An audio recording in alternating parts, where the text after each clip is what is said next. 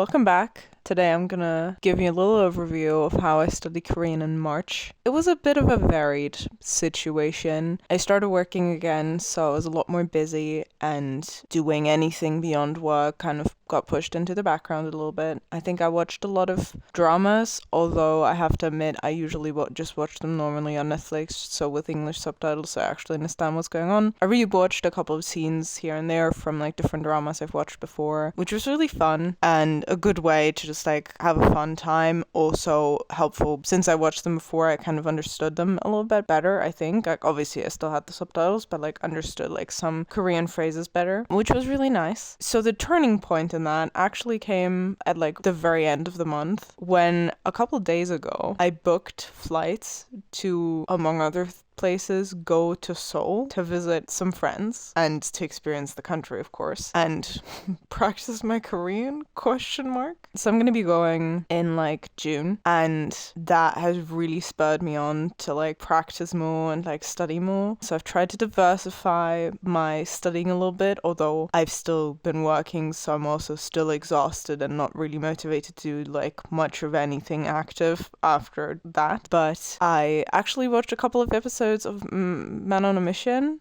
Is it Men or Man? I can't remember. I keep forgetting. But that was really fun. I watched like the BTS episode, and then I watched the episode with EXO, and I watched the episode with Ji Chang-wook, and I forgot the other two actors' name. But yeah, I watched like 3 episodes in total in the last week. I also started messaging with one friend of mine who speaks Korean, but who I usually communicate with in English, like a little bit in Korean. I really want to like do that more so that I actively like write and formulate sentences and stuff like that. I think that's really important for me right now. I also continued to learn phrases by learning them in Korean Sign Language as well. That's been really nice. I think actually it helps me remember words a little bit better, which is really good, but only a little, and I'm not consistent enough to actually make good progress. I also haven't looked at grammar in a while. I'm still grinding on that Duolingo streak. Well, grinding's maybe saying a bit much, but I reached 50 days in a row, so that's nice. So yeah, in general, I'm very motivated to keep going to study. This month was, yeah, a bit of a mixed bag, but with me being busy with work, I also went home for a week, so obviously there I didn't have much time to study because I wanted to spend time with friends and family. But then the last few days I have been more of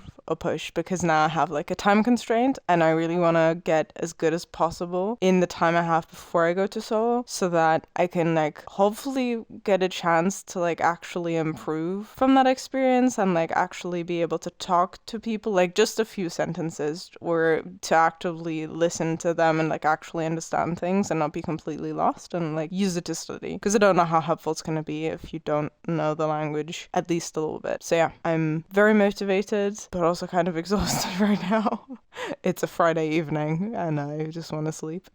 But yeah, I'm excited, and I'll definitely like film when I'm there. We'll see when I'll actually edit whatever I'll film, but that's still always ahead of us. So for now, much has been good, and I'll just keep consuming. Like even if I'm exhausted, I can definitely still watch variety shows and just have fun and like learn passively. But I'll try my best when I have the energy to actively study and like learn vocab and practice sentences and stuff like that. So yeah, I hope this was fun, informative. I highly doubt it, but yeah, I will see you in April, hopefully with a lot of improvement. We shall see. Bye! As a little PS, I completely forgot to mention, while I was home, some friends recommended I watch The Uncanny Counter, which was also a K-drama, and I did start that. And yes, while I'm currently watching variety shows, but that drama is very much still something I want to watch. I really like how kind of lighthearted and funny it is, but at the same time, it's still like serious and like a bit gritty and stuff like that. I don't know if I'm using that word correctly, but I don't care. So yeah, I've been having fun with that one as well, but I haven't gotten very far, so I forgot. I'm enjoying it though.